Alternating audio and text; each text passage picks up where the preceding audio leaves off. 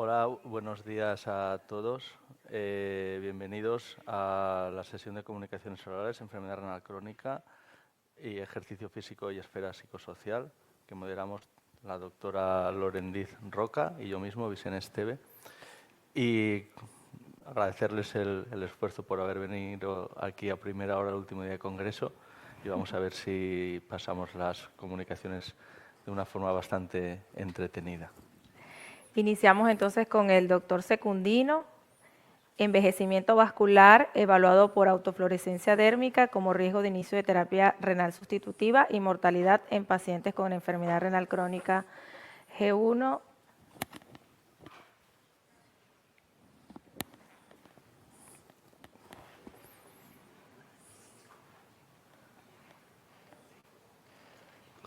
Hola, buenos días.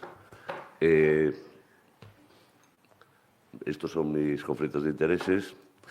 Bueno, sabemos que el envejecimiento vascular es un proceso que puede ser estudiado y potencialmente manipulado. Sabemos que la enfermedad renal crónica es un proceso de envejecimiento prematuro, con lo cual los pacientes ya han demostrado que los pacientes en enfermedad... Dios mío, ese foco... el paciente con ERC recibe un trasplante muestran que la edad biológica aumentada, estimada por los relojes epigenéticos de metilación en comparación con la población en general. La enfermedad renal crónica constituye, como he dicho antes, un envejecimiento prematuro. Y decía Thomas Sydenham que el hombre es tan anciano, tan mayor como sus arterias. Mantener una buena salud vascular constituye un componente importante del envejecimiento saludable, ya que reduce el riesgo de enfermedades cardiovasculares. Recientemente han salido numerosos trabajos en este sentido, en el que los que mayor lideran son el doctor Peter Stevin en Estocolmo, y hasta ahora siempre hemos estudiado los factores tradicionales de riesgo cardiovascular, pero hay otros que no son tradicionales, como son los productos avanzados de la glicación, las células senescentes, la disbiosis intestinal y el estrés del ambiente, que todo ello provoca una aceleración de la enfermedad vascular. Todo ello nos lleva a que todos estos factores sumados y concomitantemente provocan un mecanismo de envejecimiento que esto puede ser detectado. Nuestro objetivo ha sido evaluar el envejecimiento vascular como riesgo de inicio de terapia renal sustitutiva y de mortalidad en pacientes con enfermedad renal crónica desde los estadios 1 al estadio 5. Incluimos 1.604 pacientes en un estudio observacional, prospectivo y longitudinal que hemos seguido durante 14 años, los 14 años que yo he estado en el Hospital de la Costa en Burela. 59% varones, diabetes 41%, la edad media 72 años y se evaluaron los marcadores nutricionales de inflamación, riesgo cardiovascular, riesgo de inicio de terapia sustitutiva medido por la ecuación Kidney Failure Risk Equation de 8 ítems y estudiamos todas las causas cardiovasculares y de los MACES. La edad vascular la hemos obtenido a través del equipo de autofluorescencia dérmica que mide los productos avanzados de la glicación en la piel y que es muy sencillo, tardas menos de 30 segundos en medirlo y dividimos las edades en terciles utilizando la media como para determinar el riesgo de progresión. Pues muy bien. Nuestros resultados, vemos que nuestros pacientes tienen 20 años más de edad vascular versus edad biológica y a medida que progresa la edad vascular, la situación se va haciendo más complicada, todo muy significativo, donde los pacientes más años son más frágiles, el riesgo de mortalidad aumenta, el riesgo de fractura, el riesgo de fractura de cadera y el índice de Charles. Espérate. Perdón, ya hemos pringado aquí. Perdone. Bien. En cuanto a los marcadores nutricionales, vemos que los pacientes más ancianos, vascularmente, tienen una prealúmina peor, tienen un fibrinógeno peor, tienen una proteinuria mayor. Es decir, que se relaciona con un proceso de inflamación, de malnutrición y de riesgo cardiovascular. Iniciaron nuestros pacientes, y esto es un número que deben ustedes tener muy en cuenta porque no existe muy frecuente en la literatura, donde los pacientes iniciaron terapia renal sustitutiva el 8,1% de toda la muestra. Y observamos que el 50% de los pacientes, esto se evalúa por la mediana, con enfermedad vascular mayor de 107 años, inicia 10 años antes la terapia renal sustitutiva. Es decir, podemos empezar a actuar para que esto no se produzca. En cuanto a la mortalidad, observamos que los pacientes hemos tenido una mortalidad del 18,6%, que es una de las más bajas que encontramos en la literatura.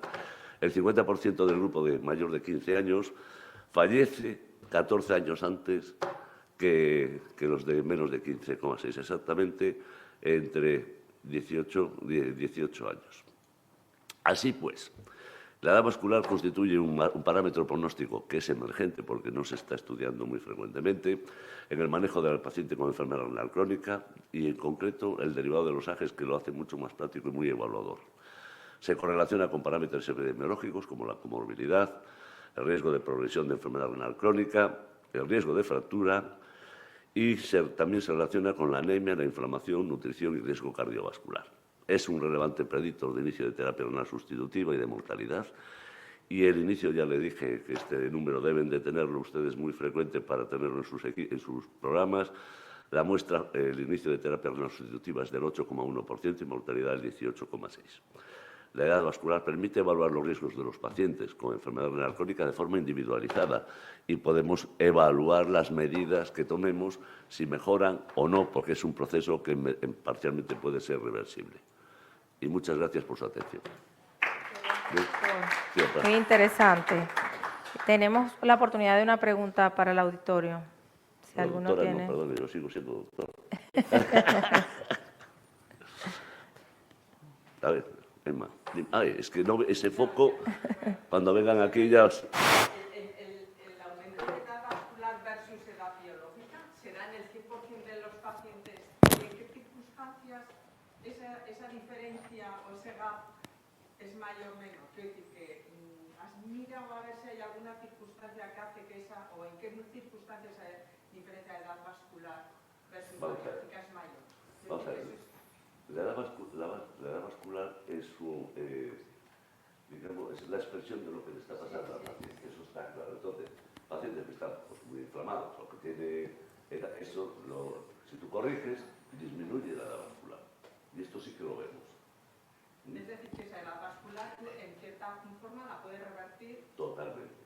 Hombre, revertirlo así no lo hemos conseguido, pero sí que puede reducir, claro. Y esto tiene mucha implicación, nosotros lo habíamos visto con nuestra enfermera en el acceso vascular, es que esto te permite de una manera evaluar el acceso vascular, dónde lo vas a emplazar, porque está claro que si tú tienes una edad vascular, un paciente con una edad vascular de 96 años y el paciente tiene 70, las arterias no van a estar, entonces ya no te vale la ubicación de la radiocefálica sino que tienes que ir buscando el sitio, por eso es importante, un parámetro importante para los cirujanos vasculares también. Excelente. Bueno, pues muchas gracias. Muy bien. Pasamos a la siguiente comunicación. Análisis económico de empagliflozina para el tratamiento de la enfermedad renal crónica en España. Análisis de coste-efectividad del ensayo EMPA-Kidney, presentado en este caso por el doctor Manuel Gorostidi. Manolo, cuando quiera.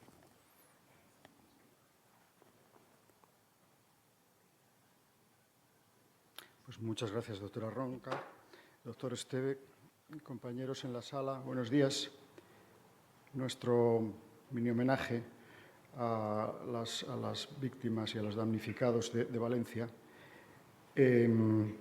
Y mis disculpas por anticipado, porque luego no me voy a poder quedar al resto de la sala.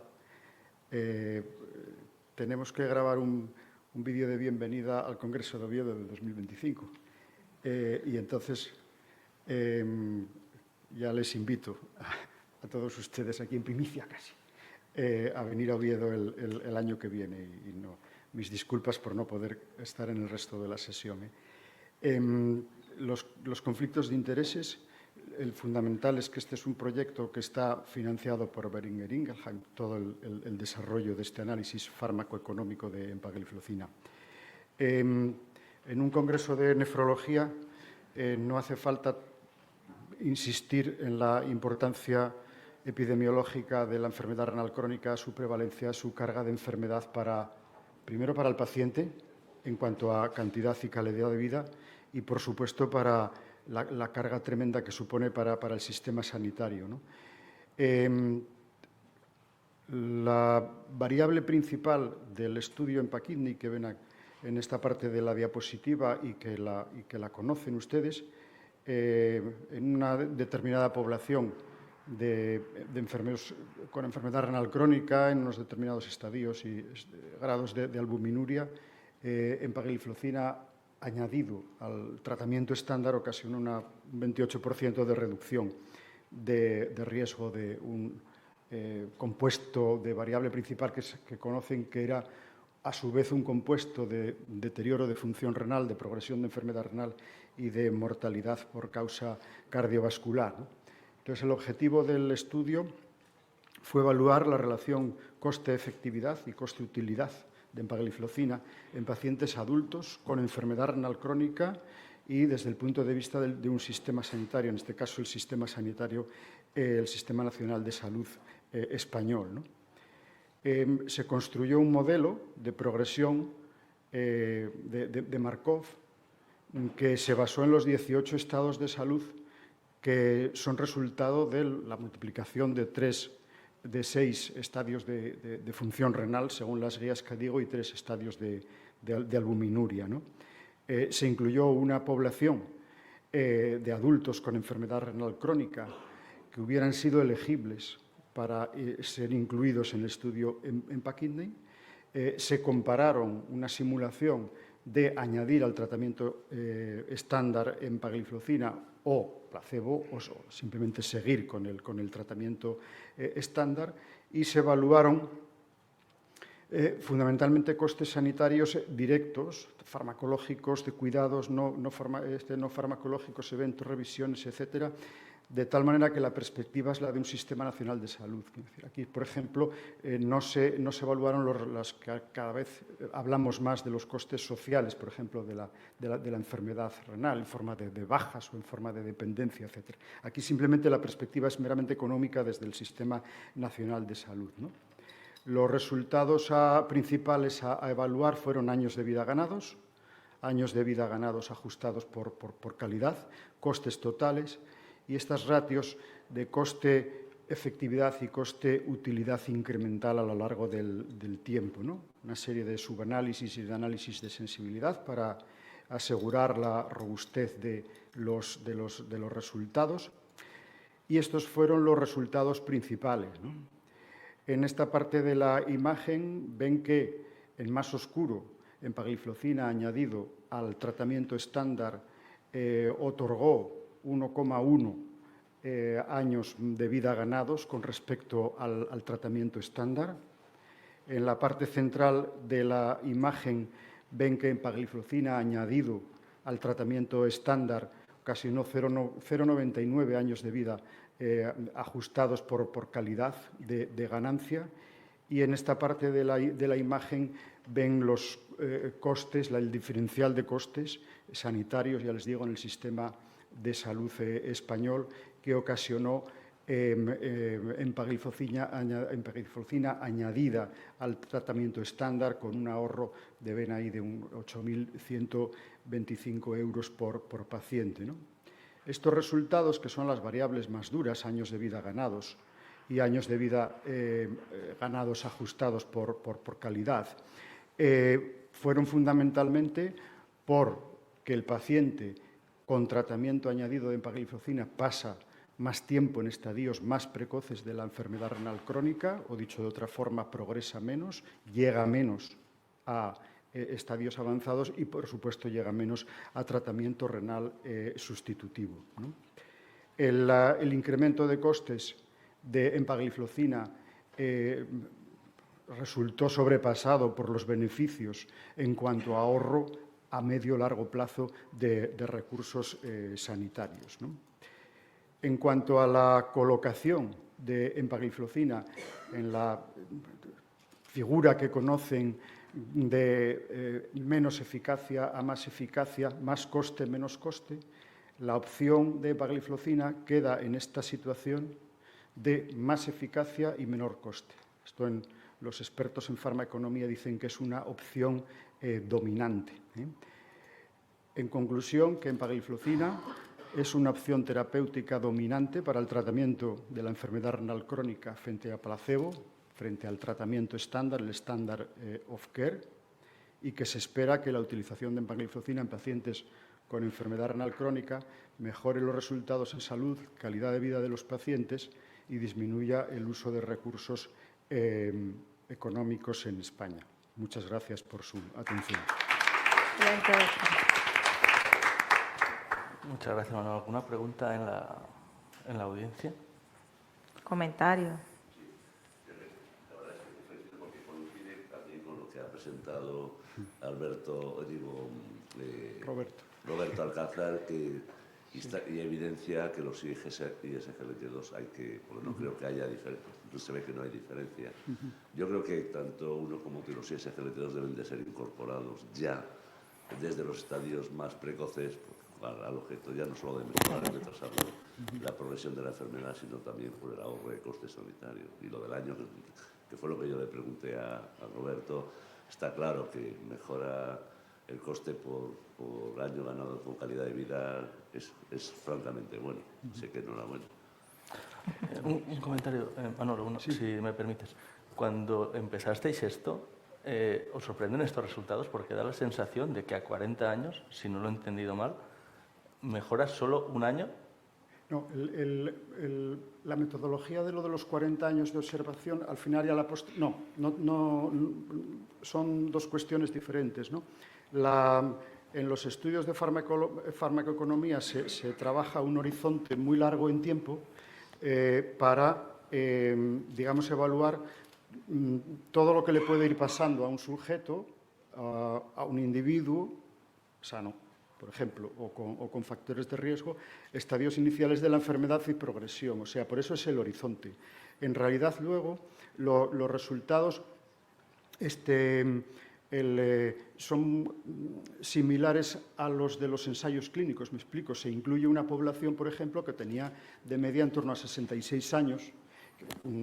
Bueno, ojalá un paciente de 66 años tuviera un horizonte de 40, ¿no? Pero son dos temas distintos. Entonces, los eventos son en una población similar a la incluida en EMPA-KIDNEY, con lo cual parten de una edad de vida de unos 66-67 años, con lo cual se reproducen los eventos que observamos en los estudios, incluido que ha salido esta semana de prolongación de un par de años de observación después de la interrupción que se hizo precoz del EMPA-KIDNEY, con lo cual al final luego se reproducen esa mortalidad que se viene observando en estos pacientes, pues eso, de en torno a un 4% en el grupo placebo, de en torno al 5 o 6% en el grupo de intervención, que claro, es que eso es una carga tremenda para el paciente. Hay que pensar que el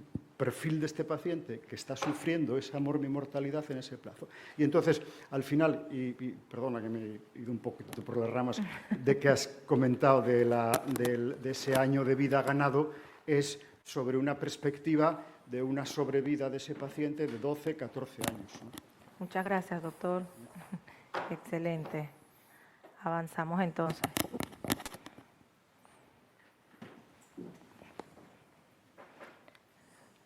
Continuamos con la doctora Natalia Carrillo López. ¿No? No. La primera. Ah, Elena, perdón. Elena Jiménez.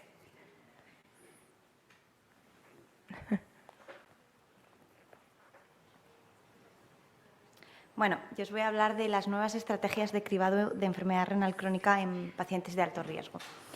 Esta cola tan larga es la cola del paro. en nuestro país, y es que si analizamos los datos hay más de casi 3 millones de ciudadanos en paro en España. Esto no es nada porque hay más del doble, hay más de 6 millones de ciudadanos con enfermedad renal crónica en nuestro país. Y es que la prevalencia en nuestro país es en torno al 15%, a nivel mundial en torno al 10%, y se espera que dentro de pocos años sea la quinta causa de muerte a nivel mundial. Con estos datos, no es difícil pensar que una detección temprana sería una estrategia clave para prevenir esta enfermedad, su progresión y complicaciones, pero los últimos estudios en atención primaria muestran que las pruebas de albuminuria solo se realizan en el 50% de los diabéticos y en el 11% de los hipertensos, a pesar de ser pacientes de alto riesgo. Esto presenta una pérdida de oportunidades para el pronóstico de estos pacientes y hasta el momento, a pesar de lo que recomiendan las guías, no se han encontrado una estrategia ideal para la detección de enfermedad renal crónica en estas poblaciones de riesgo, por los que os vamos a presentar los primeros resultados de un programa de cribado de enfermedad renal crónica para detectar casos no diagnosticados de enfermedad renal en pacientes de alto riesgo, desde noviembre del 2023 hasta marzo del 2024. Para ello hemos cambiado el paradigma de derivación del paciente al especialista. Habitualmente es el médico de atención primaria el que deriva a los pacientes al especialista y espera cruzar los dedos para que lo citen pronto. Aquí es al revés, será el especialista el que, alertado por datos de laboratorio como filtrado, albuminuria, etcétera, nos haremos cargo del caso y contactaremos con el médico de atención primaria. Se ha desarrollado este programa en nuestro Departamento de Salud, que abarca una población de unos casi 350.000 habitantes repartidos en 31 centros de atención primaria. Y para ello nos hemos ayudado de este cerebro inteligente, el CDS, Clinical Decision Support. Es un software que, programado por un equipo multidisciplinar, es capaz de integrar y estructurar todas las bases de datos de un paciente, tanto de la historia clínica de un paciente, tanto ambulatoria, hospitalaria, datos de laboratorio, y de generar interpretaciones y recomendaciones que ayudan a la práctica clínica habitual. Eso está muy bien, pero ¿cómo funciona exactamente? Es muy sencillo. Todo empieza con una visita al médico de atención primaria, una petición de laboratorio. El médico de atención primaria decide pedirle una analítica a ese paciente que tiene delante de su consulta, cualquier tipo, unas pruebas de función hepática, sangre oculta en heces, lo que crea.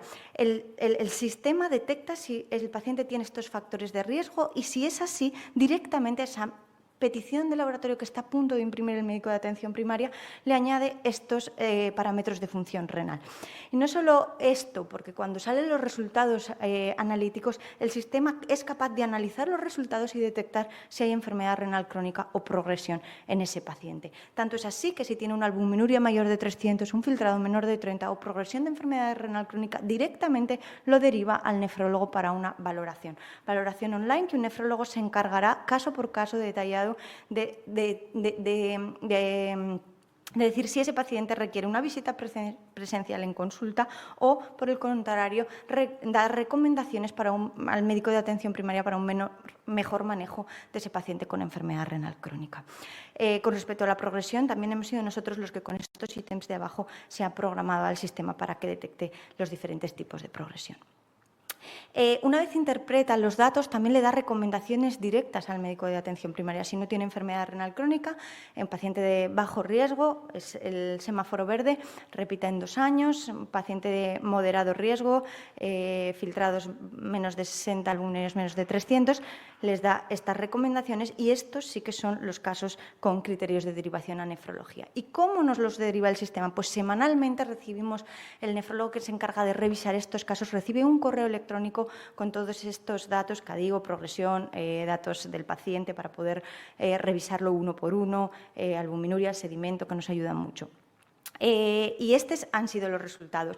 En 5 meses se ha cribado a más de 15.000 pacientes, el 78% de la muestra no tiene enfermedad renal crónica, el 18% ya tiene un CADIGO 3, por lo que el sistema ha generado recomendaciones, y un 2,6%, casi 400 pacientes, han sido remitidos al nefrólogo, de los cuales el 1,1, 175 pacientes, han requerido una visita presencial, pero el 54% de los mismos se han resuelto sin necesidad de una consulta presencial. A este ritmo esperamos cribar a más de 32.000 pacientes en un año.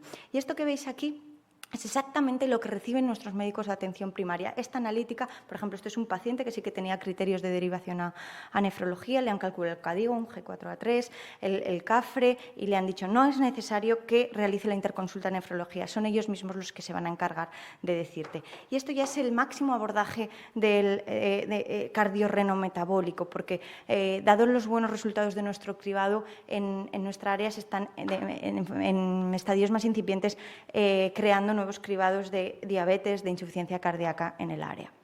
Estos son los cambios a lo largo del tiempo en el porcentaje de pacientes con criterios a derivación a nefrología. Cada vez son menos, estamos cribando bien. Esto es un panel de control a tiempo real que a nosotros nos encanta. Sabemos los diferentes tipos, los diferentes estadios. Tenemos controlados a los centros de atención primaria, cuáles tienen más porcentaje de enfermedad renal, cuáles usan más el cribado, etcétera.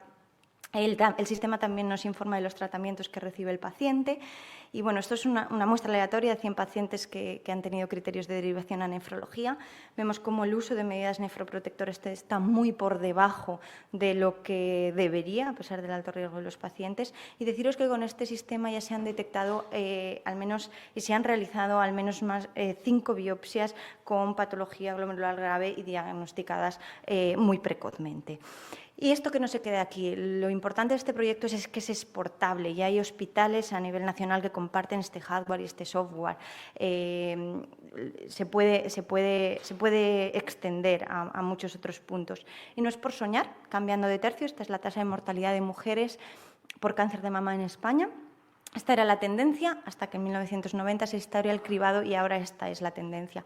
Nosotros somos la línea roja y, ¿por qué no? Yo pienso que podemos cambiar nuestra tendencia. Así que, para concluir, se ha desarrollado este nuevo método de detección automática de enfermedad renal crónica para detectar enfermedad renal crónica no diagnosticada entre pacientes en riesgo. Tras cribar a más de 15.000 pacientes en 5 meses, el 2,6 han presentado criterios de derivación a nefrología y tan solo 175 pacientes sí que han requerido una visita presencial. Si continuamos con este ritmo, esperamos que más de la mitad de nuestra población con riesgo de desarrollar enfermedad renal crónica ya se haya realizado el cribado en menos de un año. Y este sistema nos permitirá no solo detectar enfermedad renal crónica no diagnosticada, sino también nos permitirá optimizar tratamientos informando a los médicos de atención primaria sobre estrategias de detección, prevención y tratamiento de enfermedad renal crónica. Y por último, dar las gracias a todo el equipo que hay detrás y que permite todo esto y a mi servicio de nefrología, que son los que llevan la carga de todo. Gracias. Excelente. ¿Algún comentario del auditorio?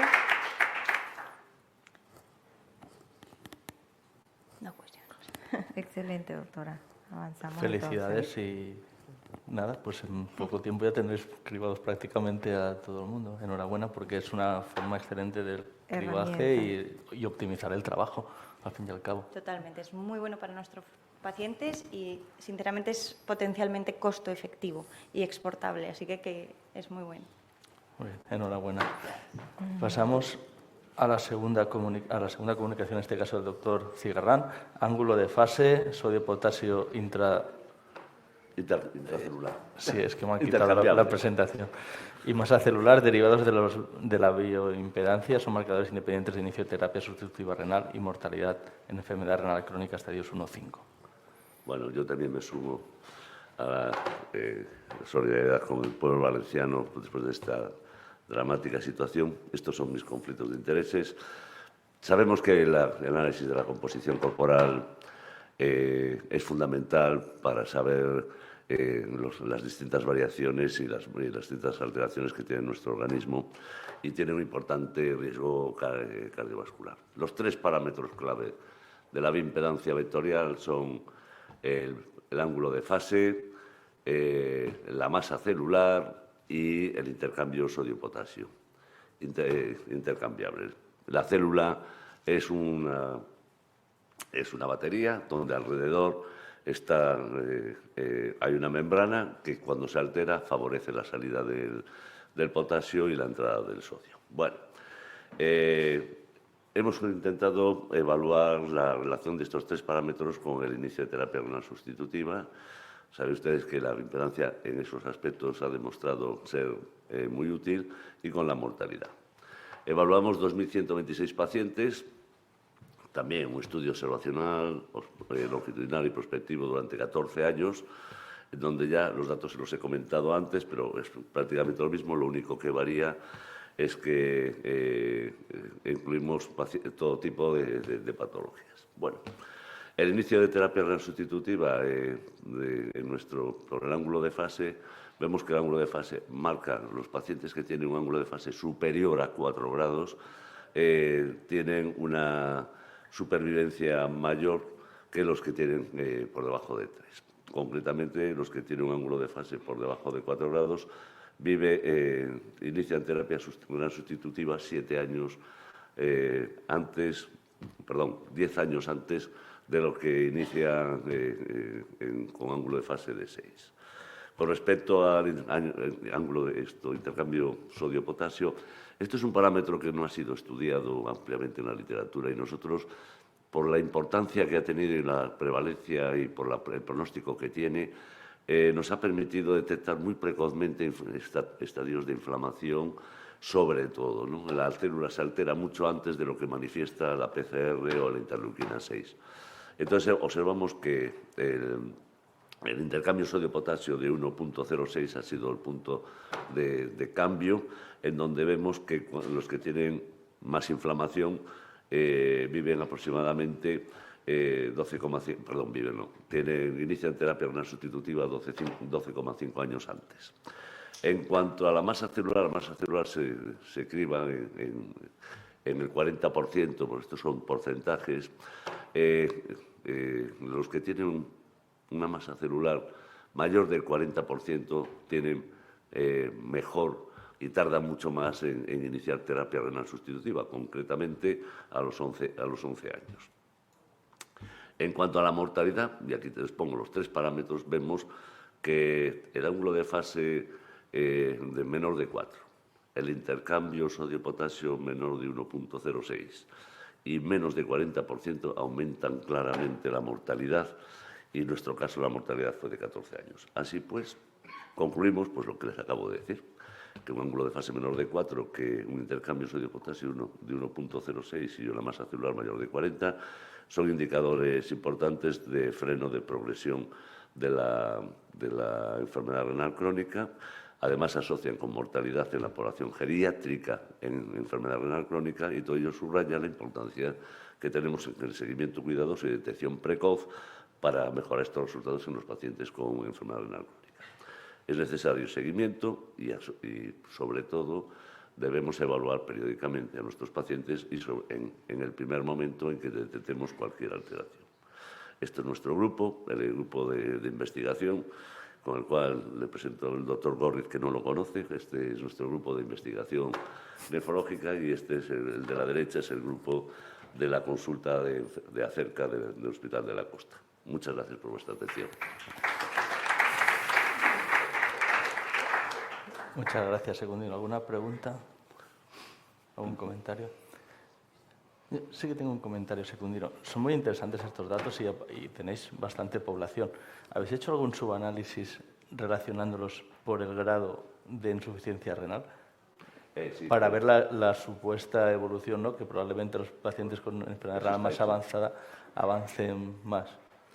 Bueno, eso ha sido y fue publicado en mi tesis y está precisamente contemplado en esos subgrupos. Es decir, cuando tú detectas precozmente una alteración, que esto es ni más ni menos que alteración de la composición corporal, no es, lo detectas antes de lo que, o cuando te coincide verlo en la consulta. Entonces, toda esa subpoblación tú ves que hay deterioros de más o menos aproximadamente 5 o 6 mililitros por minuto de deterioro de función renal, que en cuanto corriges vuelve a recuperar. No llega al punto que estaba previamente, pero sí que recupera hasta... Y eso es terriblemente interesante lo que me acabas de comentar, porque te permite modelar, o por lo menos tratar e influir sobre la progresión, pero tienes que ser precoz. Esa es la clave. Vale. Gracias, doctor. Y una última cosa, aprovechando que nos quedan 3 minutos. Bueno, ha sido corto.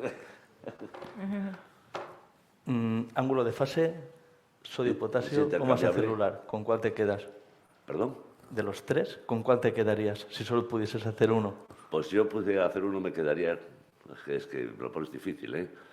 Hombre, claro. Vamos a ver, es que uno es terriblemente precoz y el otro detecta... El intercambio sodio-potasio es un marcador que se altera inmediatamente, mucho antes que el ángulo de fase.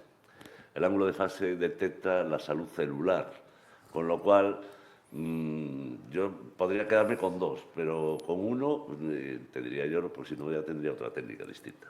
Para eso hay otras técnicas, pero sí que uno es precoz, muy precoz, mucho antes altera el intercambio sodio-potasio, lo ves, se te dispara a 1,5, 1,6, y el ángulo de fase tarda al menos 2-3 días en alterarse. Entonces, ¿qué quieres que te diga?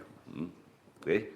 Que yo me quedaría con el ángulo Sí, de fase. es que claro. Es como la albúmina prealbumina. La prealbumina es muy precoz. Exacto. Es que al final... La que te da Claro. pronóstico es la albúmina. Yo Claro. creo que, No, es que los dos son, vamos a ver, los dos son, no pueden vivir aislados, que eso es lo que yo quiero tratar de transmitir.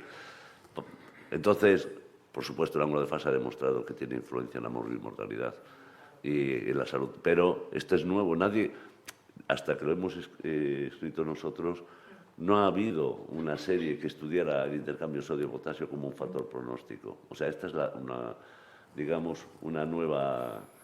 aportación al uso de los parámetros de bioimpedancia. Bueno, Excelente. Muy bien, pues Gracias. muchas gracias. Ahora sí, Natalia Carrillo.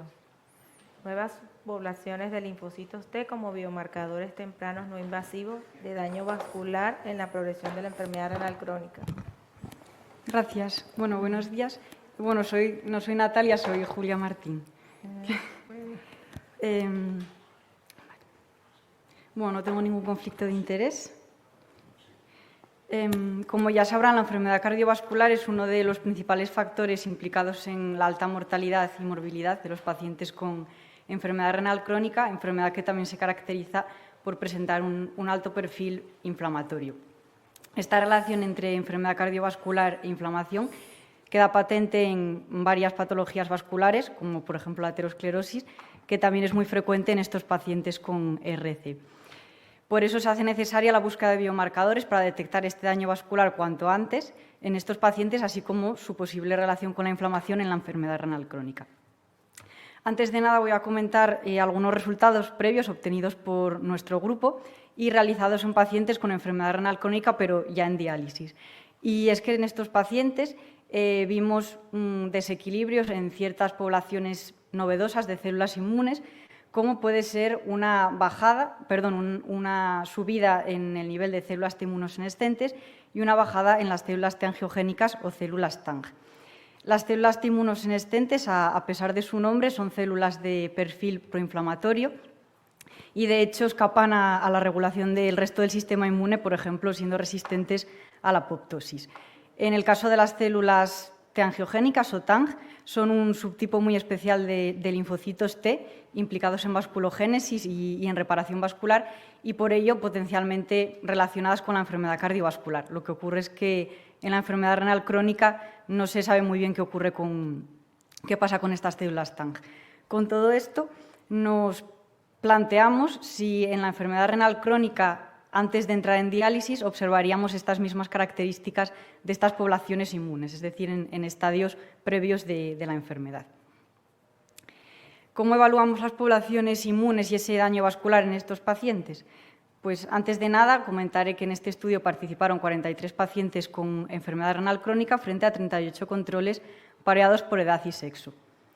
El daño vascular lo evaluamos en primer lugar como rigidez aórtica, evaluada mediante velocidad de onda de pulso, y también utilizamos una técnica ecográfica bastante nueva, muy sensible y que además no requiere agente de contraste, que se denomina ecografía SMI, y nos permitió detectar la neovascularización adventicia carotidia, que es básicamente la microvascularización que aparece en la capa adventicia de esta arteria, así como el grosor íntima media carotidio.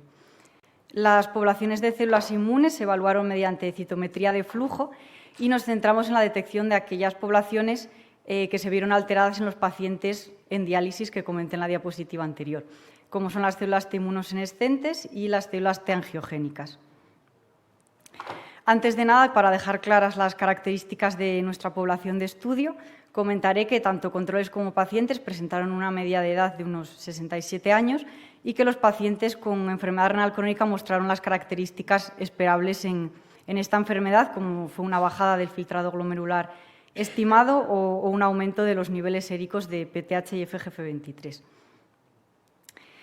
El primer objetivo de este estudio fue intentar detectar daño vascular en estos pacientes en prediálisis mediante las técnicas no invasivas que comenté. Como estos resultados ya los presentamos el año pasado en este mismo congreso, pasaré por ellos muy brevemente. Lo más destacable fue que en estos pacientes, en concreto aquellos en estadios finales de enfermedad renal crónica, específicamente RC4 y RC5, mostraron un aumento tanto en la rigidez aórtica como en la neovascularización adventicia carotidia y grosor íntima media carotidio, siempre evaluado mediante esas técnicas no invasivas. Pasando ya a las poblaciones de células inmunes, nos preguntamos qué ocurrió con la inmunosenescencia. Y es que los pacientes con enfermedad renal crónica mostraron niveles aumentados de células T inmunosenescentes respecto a los controles. En cuanto a las células TANG, en este caso no vimos cambios significativos entre pacientes y controles, pero, sin embargo, cuando separamos los pacientes en los distintos estadios de enfermedad renal crónica, sí que parece haber cierta tendencia a la disminución en los niveles de estas células T angiogénicas. Con lo que podemos decir que tanto la inmunosenescencia como los niveles de células TANG se ven alterados antes de que los pacientes entren en diálisis. A pesar de que no vimos cambios en las células TANG entre pacientes y controles cuando las consideramos como una única población, cuando analizamos las distintas subpoblaciones de las células TANG, sí que vimos cambios interesantes. De hecho, los pacientes con enfermedad renal crónica sí que mostraron niveles aumentados de células TANG inmunosenescentes, así como un desequilibrio en el ratio de células TANG CD4 y CD8. El siguiente paso en este trabajo fue intentar encontrar alguna asociación entre el daño vascular evaluado y estas alteraciones en las células inmunes. En primer lugar, no encontramos asociación entre la inmunosenescencia y el daño vascular evaluado en este trabajo, pero sí que encontramos cambios o asociaciones potencialmente interesantes entre los niveles de células TANG y el daño vascular evaluado. De hecho, en los pacientes, los niveles de células T angiogénicas se correlacionaron negativamente con el daño vascular estudiado, como velocidad de onda de pulso o como grosor íntima media carotidio o neovascularización carotidia. Lo que ocurre es que cuando realizamos estos mismos análisis, ya ajustando por edad, sexo y filtrado glomerular, solo se mantuvo la asociación entre las células TANG y la rigidez aórtica. Para profundizar en este resultado, realizamos un análisis de curva ROC, que básicamente lo que nos dice es cómo de bueno es un biomarcador, en este caso, para detectar daño vascular. Obtuvimos un área bajo la curva de 0,723, que se considera bastante buena, lo cual nos permite sugerir a las células TANG como un posible biomarcador de daño vascular en la enfermedad renal crónica, ya que sus niveles permitieron predecir la rigidez aórtica en estos pacientes. Y ya para concluir, podemos decir que los pacientes con enfermedad renal crónica presentaron características asociadas a la inmunosenescencia, así como daño vascular evaluado mediante técnicas no invasivas, y que los niveles de células TANG podrían considerarse como un biomarcador de rigidez vascular en la enfermedad renal crónica antes de entrar en diálisis. Muchas gracias. Doctora Julia, ¿no? Sí, gracias.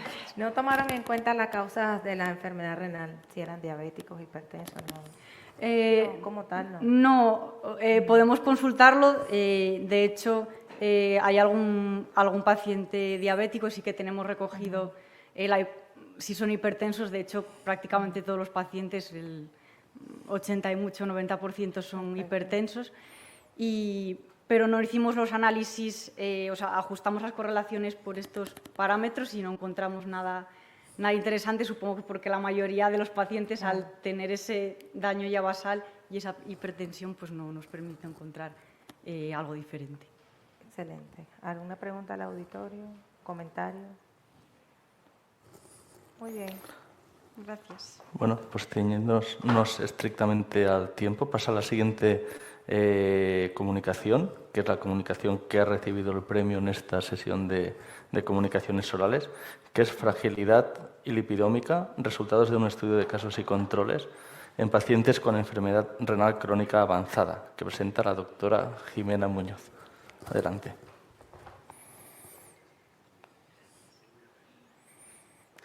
Bueno, muchas gracias. Pues nada, voy a comenzar. Como sabéis, la fragilidad es un síndrome prevalente en personas mayores de 65 años que confiere vulnerabilidad, mayor riesgo de caídas y alta morbimortalidad. Y en geriatría es muy frecuente este síndrome mediante diagnóstico con diferentes escalas. Pero también sabemos que es muy frecuente en otras enfermedades renales, o sea, en otras enfermedades crónicas, como puede ser la enfermedad renal crónica avanzada. Por otro lado, los lípidos pues, tienen múltiples funciones en las células y biofluidos, concretamente como fuente de energía y también como componentes principales de las membranas celulares y como moléculas de señalización. Las alteraciones en el perfil lipídico se han asociado con la fisiopatología de varias enfermedades y, en concreto, los trastornos de oxidación de ácidos grasos se observan con los cambios de lípidos, concretamente en los ácidos grasos libres y esterificados del plasma. Aquí os muestro en esta imagen la beta-oxidación de ácidos grasos mitocondriales, que es una de las principales vías de producción de energía. Como podéis observar, pues los ácidos grasos con la activación de acetil-CoA sintetasa, una enzima, se convierten en acilcarnitina, que llegan a la mitocondria. La acilcarnitina luego sufre una serie de procesos de oxidación, de hidratación y de oxidación por NAD, que finalmente lo convierten en acetil-CoA. Y este acetil-CoA es el que se puede utilizar luego para el ciclo de Krebs, lipogénesis, cetogénesis y otras vías de señalización y de producción de energía. Entonces, con estas premisas, la hipótesis de nuestro estudio es que los pacientes frágiles con enfermedad renal crónica avanzada podrían presentar alteraciones en el perfil lipídico relacionadas con disfunción mitocondrial y con cambios estructurales de la membrana celular. Y para ello los objetivos son, primero, evaluar el perfil lipídico en pacientes con enfermedad renal crónica avanzada frágiles y identificar posibles biomarcadores para el seguimiento de la enfermedad y enfoques terapéuticos. Entonces, realizamos un estudio de casos y controles de 48 pacientes con enfermedad renal crónica avanzada que estaban en estadio de prediálisis. Ninguno había empezado la terapia renal sustitutiva. De ellos, 24 pacientes frágiles y 24 no frágiles, emparejados por edad, sexo y comorbilidad, que eran diabetes, enfermedad cardiovascular e hipertensión. Luego se utilizaron los 5 criterios de Freud para definir la fragilidad y se obtuvieron muestras de sangre para realizar analítica y análisis lipidómico no dirigido mediante esta técnica en polaridad positiva y negativa. Como podéis ver aquí, los pacientes, ya que estaban emparejados, pues no había grandes diferencias entre los dos grupos, ¿no? Los pacientes frágiles, que eran 24, frente a los no frágiles, que eran también 24, o el grupo control. Todos ellos tenían una edad parecida, peso, IMC, y luego a nivel analítico, pues tampoco había grandes diferencias entre los grupos. Lo único que encontramos es que el fósforo estaba un poquito más elevado en los pacientes frágiles que en los no frágiles, pero bueno, tampoco grandes diferencias y esto fue lo único significativo. Por lo demás, los grupos eran bastante parecidos. Y como podéis ver aquí, en el análisis lipidómico pues permitió discriminar claramente los pacientes frágiles y los no frágiles. En rojo los pacientes frágiles a un lado y en control, en azul, que como podéis ver se pueden ver las diferencias entre los dos grupos. En concreto, detallando más este análisis, pues las diferencias evidenció un aumento estadísticamente significativo en los niveles de acilcarnitinas de cadena media en los pacientes frágiles y luego una disminución en los niveles de ciertos fosfolípidos, plasmalógenos, ceramidas y ésteres de colesterol en los pacientes frágiles. Esto se podría hablar, pues que el perfil lipidómico alterado en los pacientes con fragilidad, como os he dicho, destaca el aumento de la acilcarnitina de cadena media, que, como os enseño aquí, son estas acilcarnitinas las que están aumentadas en los pacientes frágiles y que esto sugiere que podría haber una disfunción en la beta-oxidación mitocondrial, como os he mostrado en el gráfico, porque es un proceso esencial para la metabolización de los ácidos grasos y producción de energía. Y además esta disfunción podría contribuir a la patogénesis de la fragilidad al comprometer la bioenergética celular. Como os he mostrado aquí, esto está aumentado, entonces sugiere que puede haber una alteración en esta beta-oxidación de ácidos grasos. Y también hemos observado que había una disminución de ceramidas, fosfolípidos y plasmalógenos en los pacientes frágiles y esto puede ser que haya una deficiencia en la estructura y disfunción de las membranas celulares, así como la señalización intracelular que podría afectar a la integridad celular. También, como sabéis, los fosfolípidos, que son gran parte de la membrana celular, pues también estaban disminuidos en los pacientes frágiles, que podría condicionar cambios en la curvatura y en la fluidez de las membranas celulares. Con lo cual, a modo de conclusión, pues estos hallazgos ponen en evidencia la existencia de un perfil lipídico alterado en los pacientes frágiles con enfermedad renal crónica avanzada, y estos cambios son relevantes en la patogénesis de la fragilidad y se podrían utilizar como biomarcadores de la enfermedad en un futuro o incluso como posibles dianas terapéuticas. Muchas gracias. Muy bien. ¿Algún comentario en la sala? La doctora Arias. Hola, buenos días. Enhorabuena porque me ha parecido una excelente presentación.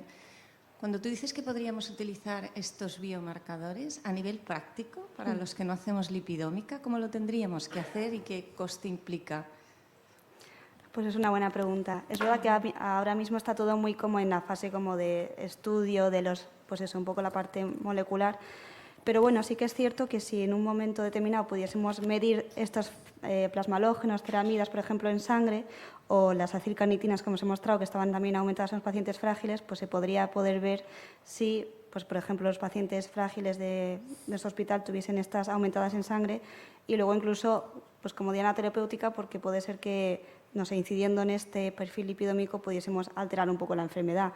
Pero bueno, es verdad que por ahora está todo como muy en estudio de viendo un poco qué es lo primero y luego ya ver si... Vale, porque esa era mi segunda pregunta. ¿No habéis hecho ningún tipo de intervención para ver si cambiaba este perfil lipidómico? No. Por el momento. Por el momento solo es un poco pues observar lo que hemos encontrado, y es cierto que lo siguiente interesante sería eso, justo, ver un poco si alterando este perfil lipidómico pudiésemos cambiar el tema de la fragilidad. Sí. Fantástico. Enhorabuena. Gracias.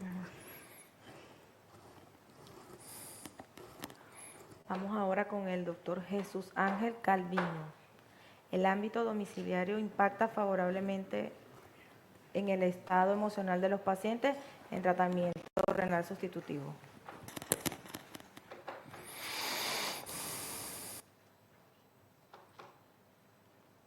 Bueno, muy bien. Muchas gracias. Bueno, les voy a presentar a continuación este trabajo que hemos hecho colaborativamente con la profesionales de psicología de Santiago. Y decirles en primer lugar que, bueno, que la depresión y la ansiedad son problemas muy comunes en la enfermedad renal, como todos sabemos, ¿no? Impactan pues, en la calidad de vida y en la eficacia también del tratamiento renal sustitutivo. Tenemos estos problemas pues, en pacientes en hemodiálisis en centro, trasplantados, hemodiálisis domiciliaria y diálisis peritoneal, condicionándonos, bueno, pues, tanto la adherencia al tratamiento como con la calidad de vida, ¿no? Sabemos que los pacientes en hemodiálisis, pues como he dicho, es común estos cambios en la esfera emocional. La depresión es la más importante de estas complicaciones emocionales, siendo la prevalencia mucho mayor que en la población general, y impacta negativamente en resultados de tratamiento, hospitalizaciones, adherencias a las medicaciones, etcétera, y aumentando también la mortalidad. Hay evidencias que la enfermedad renal crónica, por tanto, y los pacientes en hemodiálisis en particular, pues esta calidad de vida está alterada por este motivo. Y la depresión es uno de los factores que afecta negativamente la calidad de vida del enfermo renal, por lo que es un potente predictor de calidad de vida relacionada con la salud, tanto en la esfera física como mental. Por lo tanto, sabemos que hay una alta prevalencia de ansiedad y depresión, que hay un efecto negativo en la calidad de vida y que esto puede tener un impacto en las tasas de mortalidad y de morbimortalidad de nuestros pacientes. Hay bastantes estudios de prevalencia de estas alteraciones emocionales en la población en hemodiálisis, menos estudios en técnicas ambulatorias, específicamente en hemodiálisis domiciliaria, poquísimo, y, desde luego, muy pocos que comparen las diferentes modalidades de tratamiento renal sustitutivo entre sí. Por lo tanto, aquí les presentamos pues un estudio observacional que hicimos un corte transversal de pacientes que se seguían en el Hospital de Lugo, tratando de investigar qué beneficios podía tener el ámbito domiciliario en la depresión y en la ansiedad de nuestros pacientes. Incluimos 181 pacientes que llevaban como mínimo 3 meses en tratamiento renal sustitutivo, que tenían capacidad de autocomplementar las encuestas y los test de ansiedad y depresión, que no hubieran estado ingresados previamente durante los 3 meses anteriores y que hicieran el consentimiento y que dieran su consentimiento informado por escrito. Las variables clínicas analizadas fueron diabetes, hemoglobina, albúmina, índice de Charlson, tiempo en tratamiento renal sustitutivo, en el tratamiento renal sustitutivo actual y si habían recibido un trasplante previo o no. También analizamos variables sociodemográficas, además de edad y sexo, pues el estado civil, el nivel de estudios y el nivel socioeconómico. Realizamos también una serie de cuestionarios a nuestros pacientes sobre ansiedad y depresión que complementaban ellos mismos y posteriormente también se realizaba una entrevista estructurada por un psicólogo clínico a estos pacientes. En cuanto a los test utilizados para la depresión, usamos el cuestionario de Becker, BDI, en su segunda edición. Este cuestionario es un cuestionario que presenta 21 tipos de preguntas, afirmaciones con respuesta múltiple, aunque obviamente tienen que señalar una única respuesta, que va desde menos afectación a mayor afectación. Son afirmaciones pues, como tristeza, pesimismo, fracaso, sentimientos de culpa, etcétera, ¿no? Entonces, bueno, los pacientes contestan cuál de ellas se encaja más con su estado de ánimo. Deciros que, a diferencia de la población general, donde este test diagnostica la depresión con 10 puntos sobre el total del test, para enfermedad renal crónica el corte estaría en 16 puntos, ya que hay muchos síntomas que pueden no estar indicando depresión, sino ser reflejo pues, de otras circunstancias de nuestros pacientes, pues, como puede ser anemia, hipotensión, etcétera, ¿no? Por eso en la enfermedad renal crónica el punto de corte hay que establecerlo en 16.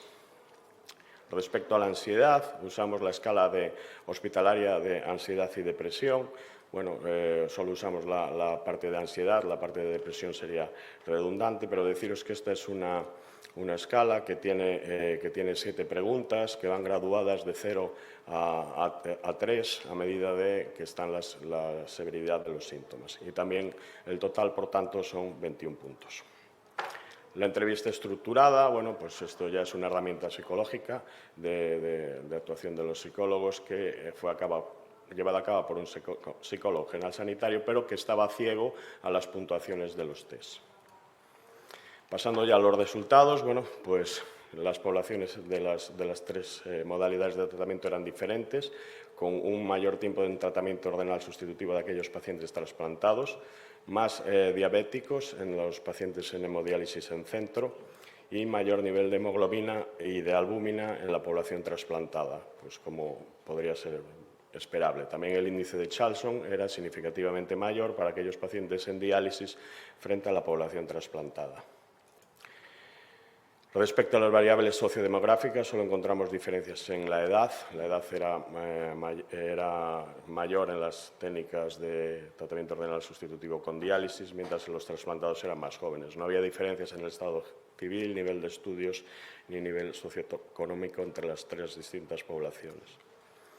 Pasando a los resultados de depresión del test de BD2, los pacientes en hemodiálisis hospitalaria presentaban valores mayores frente a los de diálisis domiciliaria y a la población trasplantada. En la entrevista estructurada, esto no se pudo llegar a confirmar estadísticamente, aunque también el porcentaje de pacientes con depresión en técnicas domiciliarias era menor, era del 16%, aunque no era, ya digo, significativo. Respecto a la ansiedad, vemos que la población en diálisis domiciliaria presentaban los menores niveles respecto a la población trasplantada y a la población en hemodiálisis hospitalaria. Tratando de investigar un poquito más estas diferencias, haciendo un análisis multivariante, siendo la variable dependiente la diálisis domiciliaria sí o no, y las escalas de depresión y ansiedad y las otras variables que salieron significativas en el anterior, en los análisis univariables, que como para recordaros fueron la edad, sexo, el sexo lo pusimos, pero aunque no salía significativo, pues por ser variable potente, ¿no? Tiempo en tratamiento renal sustitutivo, diabetes, hemoglobina, Charlson y albúmina. Perdón. Vemos que solo la diálisis domiciliaria era significativamente, se relacionaba con una alteración emocional menor, siendo la hemodiálisis en centro hasta 3 veces mayor la prevalencia de depresión y respecto a la ansiedad, tanto la hemodiálisis en centro como el trasplante tenían una significación superior frente a la diálisis domiciliaria, que ya digo que era la variable dependiente. Entonces, para concluir, deciros que los pacientes en técnicas domiciliarias presentan menor afectación emocional cuando los comparamos con aquellos en hemodiálisis en centro. Los pacientes en técnicas domiciliarias presentan menores niveles de ansiedad que la población trasplantada, aun teniendo menor comorbilidad, y son necesarios quizá más estudios centrados en determinar el impacto de esto tanto sobre las decisiones compartidas o la elección de técnicas. Si son pacientes los de diálisis domiciliaria que eligieron diálisis domiciliaria porque tenían un perfil emocional mejor que los que frente a los que eligieron hemodiálisis hospitalaria, o si el permanecer en domicilio les hace que mantener este perfil emocional mejor, pues lógicamente necesitaría de un estudio prospectivo. Pero bueno, estos son los resultados. Muy bien, muchas gracias, Jesús. Muy importante el apoyo emocional a nuestros pacientes, porque sabemos que la enfermedad renal crónica no lo afecta solamente a ellos, sino todo su entorno, ¿no? El entorno familiar también se ve involucrado. ¿Algún comentario de los colegas? Enhorabuena por la presentación. Yo creo que lo que acabas de decir de la calidad de vida es fundamental. Y lo segundo, diría que hay un factor que es la fragilidad o la nutrición. Por ejemplo, pacientes que tienen riesgo de dinapenia, sarcopenia, podrían tener por su, digamos, autosuficiencia o en el manejo, sus autocuidados pueda ser mejor que la que no lo tiene. ¿No te parece? Sí, por supuesto. Los pacientes, lógicamente las comorbilidades pues eran superiores, pero bueno, tanto en diálisis domiciliaria como en hemodiálisis en centro, la comorbilidad, la albúmina, vale, estaba ahí, ¿no? Pero ahí, yo creo que el perfil del paciente que elige una técnica domiciliaria es un poco diferente. Yo, sobre todo los de hemodiálisis domiciliaria, yo los llevo observando desde hace 10 años. Y desde mi punto de vista son estas personas que uno conoce, ¿no? Que dice, ¿alguien sube en globo? Yo. ¿Quién quiere hacer una prueba de lanzarse en paracaídas? Yo. Entonces, emocionalmente son enfermos, digamos, que tienen unos valores y una forma de responder a los problemas especial, ¿no? Independientemente de que lógicamente pues estén menos frágiles pero son esta gente que en su vida reacciona de esta manera, ¿no? Que todos conocemos, ¿no? Tenemos amigos de estos que no tendrían ninguna duda en tirarse en paracaídas, ¿no? Entonces bueno, es curioso, ¿no? Y quizás si los lográramos identificar en la consulta ERCA a estos enfermos, los podríamos derivar mejor a técnicas domiciliarias precozmente. Y bueno, podría ser una fuente de pacientes en diálisis en técnicas domiciliarias. Sí.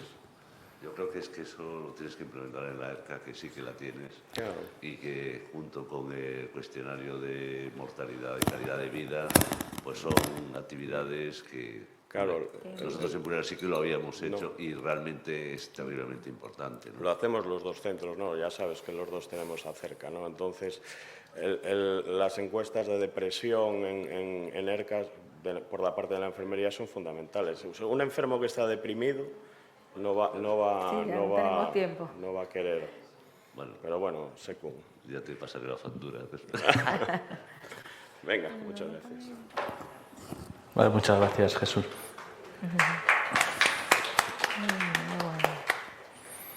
Pasamos a la siguiente comunicación, presentado por el doctor Mohammad Manucheri.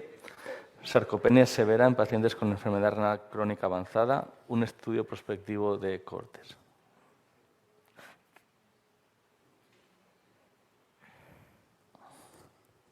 Hola, muy buenos días a todos.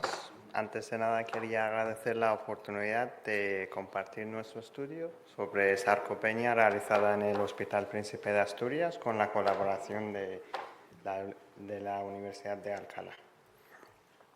A modo de introducción, quería empezar un poco con la definición de la sarcopenia, que es un síndrome caracterizado por pérdida progresiva y generalizada de la masa muscular y la fuerza, y es un factor crítico en la calidad de vida y pronóstico de los pacientes. En el contexto de enfermedad renal crónica avanzada, esta condición vuelve particularmente relevante, porque estos pacientes ya están, tienen una predisposición a pérdida de masa muscular. Por eso quería resaltar la importancia de la sarcopenia en este contexto. Los criterios de sarcopenia estandarizados fueron descritos por el Grupo Europeo de Sarcopenia en Personas Mayores, y ellos tienen un subgrupo que llaman sarcopenia severa.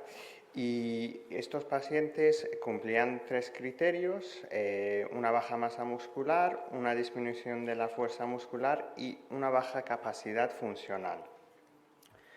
Así que en nuestro estudio decidimos enfocarnos en el papel de las calpaínas. Pues, ¿qué son las calpaínas? Son una familia de enzimas proteolíticas dependientes del calcio que están involucradas en la remodelación de citoesquelético celular y además degradación de las proteínas. Y son esenciales para son crucial el equilibrio para la salud muscular, y la desregulación se ha visto que puede contribuir a condiciones patológicas como sarcopenia.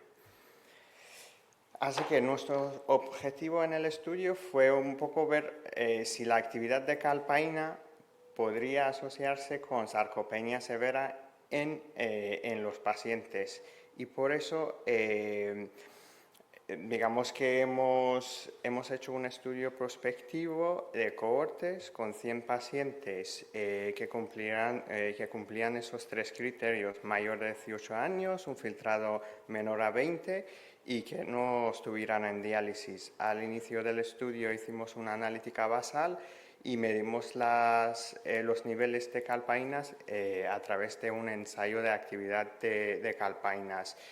Y agrupamos los pacientes en sarcopénicos severos y en los que no cumplían los 3 criterios, a través de la medición de masa muscular, el test de fuerza y el rendimiento físico. En cuanto a los resultados, hemos visto que en nuestro estudio el 18% de los pacientes presentaban sarcopenia severa.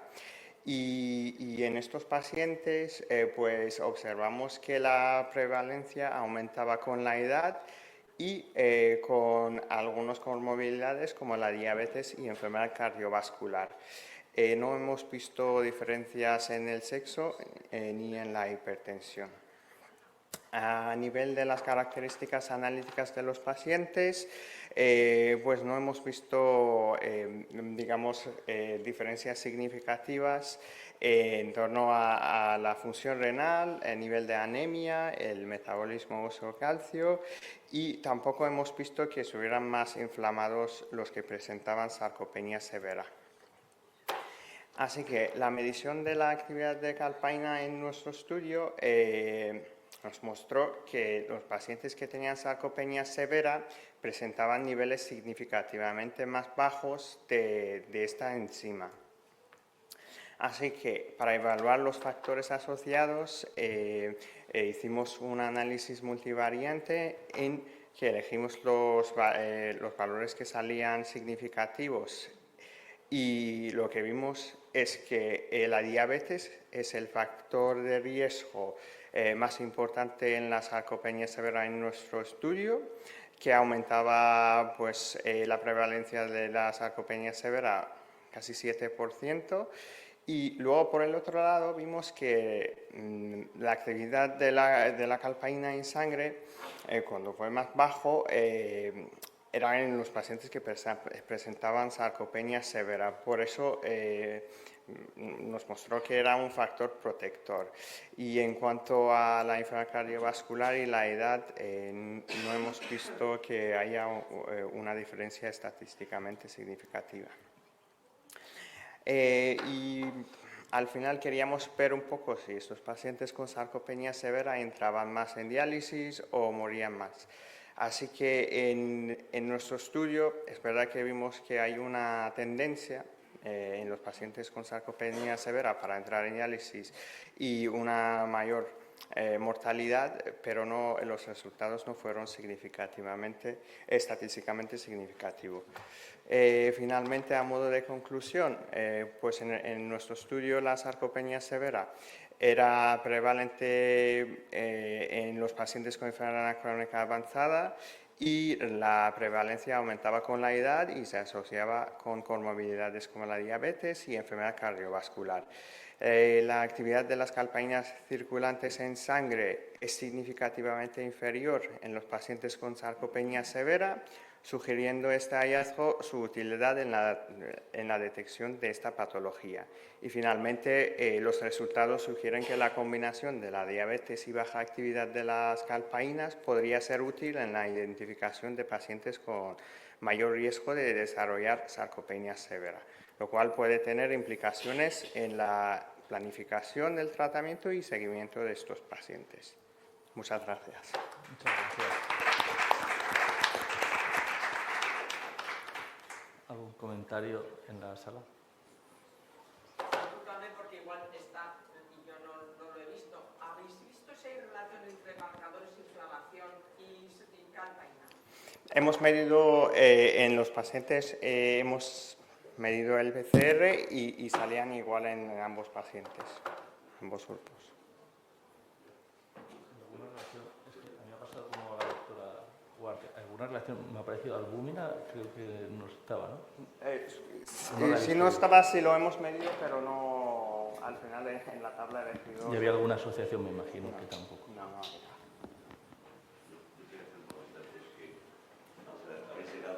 Mi opinión es que habéis llegado demasiado tarde a la detección de la sarcopenia. No sé por qué habéis escogido los pacientes de menos de 20 de función renal. La sarcopenia se viene desarrollando en el tiempo, no aparece súbitamente cuando llega a 20 mililitros por minuto, sino que viene de atrás. Y quizá primero aparece la dinapenia frente a la verdadera masa muscular y luego viene la disfunción funcional. ¿En algún momento habéis pensado por qué habéis escogido este grupo de pacientes con alto riesgo de tener? Por aparte, es muy alto el porcentaje de sarcopenia. Nuestra serie no llegaba al 3%. Por eso me sorprende y lo que refleja es que a lo mejor llegamos demasiado tarde y habrá que actuar antes. Es el comentario. Vale, muchas gracias por la pregunta. Es verdad, es lo que les conté, que había una alta prevalencia de pacientes con sarcopenia, no sarcopenia severa. Sarcopenia había en torno al 85%. ¿Por qué hemos elegido este grupo de pacientes? Porque para realizar este tipo de estudio, digamos, nuestros pacientes en el hospital normalmente entran en las consultas de ERCA con un filtrado entre 20 y 25. Y esos son los pacientes y pues es la realidad de la que tenemos. Muy bien. Continuamos entonces. Muchas gracias. Gracias. La doctora Melissa Pilco. Factores que afectan a la progresión de la enfermedad en individuos con variantes patogénicas heterocigóticas. Creo que me he colado en el foro. Me he colado con hereditarias aquí, no sé si... Vale. Bueno, les quiero presentar nuestro trabajo de síndrome de Alport autosómico dominante. Para empezar, un poco introducir sobre qué sabemos sobre esta patología o sobre estos pacientes. Sabemos que las variantes patogénicas en heterocigosis en COL4A3 y 4 pueden llegar a ser muy frecuentes en la población en general. Incluso se cree que hasta un 1% de personas podrían llegar a tener estas variantes, por lo tanto es una patología frecuente. El fenotipo de presentación es variable, puede ir desde microhematuria. En la microhematuria familiar benigna, la penetrancia de la microhematuria es elevada. Se ha presentado en cohortes de glomerulosclerosis focal y segmentaria, tanto en casos familiares como esporádicos o en pacientes con síndrome nefrótico córtico resistente, pero aquí podría haber una sobreestimación debido a que estas cohortes son pequeñas. También en cohortes que han analizado per se la enfermedad renal crónica han encontrado variantes patogénicas en estos genes como causa de enfermedad hereditaria, e incluso se podría creer que podría llegar a ser la segunda enfermedad renal hereditaria después de la poliquistosis renal. Estos pacientes presentan quistes, pero es importante saber que no se asemeja a la poliquistosis renal autosómica dominante y pueden llegar a desarrollar enfermedad renal crónica terminal hasta en un 25% de los pacientes, pero hay que tener en cuenta que aquí puede haber un sesgo porque los pacientes que nos llegan a consulta son generalmente los pacientes que están peor, y si decimos que casi el 1% de la población presenta estas variantes, pues claramente aquí hay un sesgo. La edad media de desarrollo de enfermedad renal crónica puede llegar a ser entre los 58 y 73 años. El riesgo de desarrollar enfermedad renal crónica a los 60 años es del menos del 3% y en mayores de 80 años es mayor al 3%, pero como había mencionado antes, aquí puede haber un sesgo.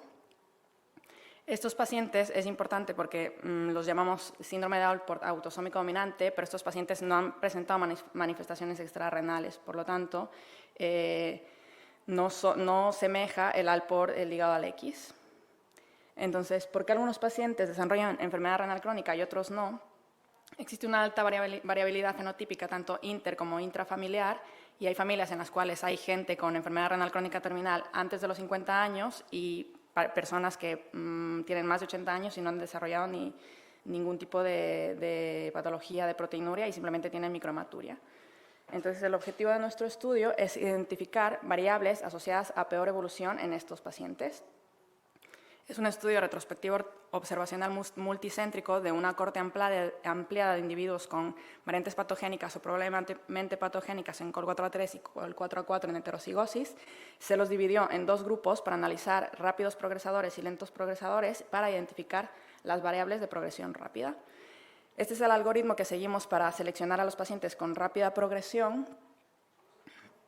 Las características basales de estos pacientes. Incluimos un total de 374 pacientes, de los cuales solo pudimos clasificar a 135 pacientes porque el resto no cumplían criterios por edad o por proteinuria o no teníamos los datos suficientes. La edad media del diagnóstico de la patología fue de 47 años, el 65% fueron mujeres, el 38% tenían variantes patogénicas en COL4A3, el 58% en COL4A4 y solo el 4% tenían una herencia digénica. El 36% de los pacientes llegaron a enfermedad renal crónica terminal y la media del filtrado glomerular era de 67 mililitros por minuto. En cuanto a las variables que encontramos asociadas a una peor evolución hacia enfermedad renal crónica terminal fue la proteinuria, la hipertensión, la del diagnóstico de la enfermedad y ser fumador, porque también hicimos encuestas a estos pacientes. En cuanto a la proteinuria, cualquier grado de albuminuria al diagnóstico o la presencia de más de 300 miligramos de albúmina creatinina o más de 500 miligramos de proteína creatinina durante el seguimiento, la hipertensión, pero más importante que la hipertensión, hicimos una regresión logística para saber la edad en la cual la hipertensión establecía un peor pronóstico y es de 40 años, y lo mismo hicimos con la edad de diagnóstico. La edad de diagnóstico que confiere un peor pronóstico es a partir de antes de los 42 años, y en los fumadores no pudimos ver el tiempo de exposición de alrededor de 12 años. Es interesante saber que como estos pacientes presentan microhematuria, generalmente la hematuria no es un factor de peor progresión en estos pacientes. Y también es importante saber que nada relacionado con el gen, efecto de variante, tipo de variante, si es truncante o no truncante, tuvo relación con la peor progresión, como se ha analizado en algunas series previamente. En conclusión, en estos pacientes, al igual que en otras enfermedades, la proteinuria es muy importante para la peor evolución. La edad de diagnóstico de la patología es un factor asociado a una peor progresión, y la hipertensión antes de los 40 años también es importante para desarrollar peor evolución. En cuanto a los fumadores, no pudimos establecer la cantidad de pack year porque desafortunadamente las encuestas no lo pusimos, pero se determinó el tiempo de exposición a los 12 años. Y aún no hemos podido determinar ningún tipo de relación genotipo-fenotipo en estos pacientes, pero yo creo que es un tema en las cohortes que relacionan genotipo-fenotipo, son cohortes poblacionales muy grandes con miles de pacientes. En el futuro, nos gustaría entender un poco la variabilidad fenotípica en estos pacientes y saber si se puede atribuir un rol a modificadores genéticos, estilo de vida, epigenética, que nos gustaría construir grandes cohortes para saber si la genética tiene un peso importante en estos pacientes. Tampoco sabemos muy bien si como decimos que el 1% de la población puede llegar a tener variantes patogénicas en estos pacientes, no sabemos si realmente se trata de una enfermedad monogénica o es un factor de riesgo que empeoraría la situación en otras enfermedades. Y nos gustaría crear un algoritmo que nos ayude a la toma de decisiones cuando se nos presentan estos pacientes a la consulta y saber cuándo iniciar un tratamiento nefroprotector. Y quería dar las gracias porque ha habido mucha colaboración para llegar a tener la N tan grande que tenemos de pacientes. Así que gracias al equipo y a todos los que colaboraron con los pacientes. Excelente. ¿Alguna pregunta de la sala? No, yo sí que tengo una pregunta. Claro, da la sensación de que determinar estas características genotípicas al menos no se asocia con la presentación o con el rasgo fenotípico que tiene. ¿Qué características fenotípicas tenían estos pacientes?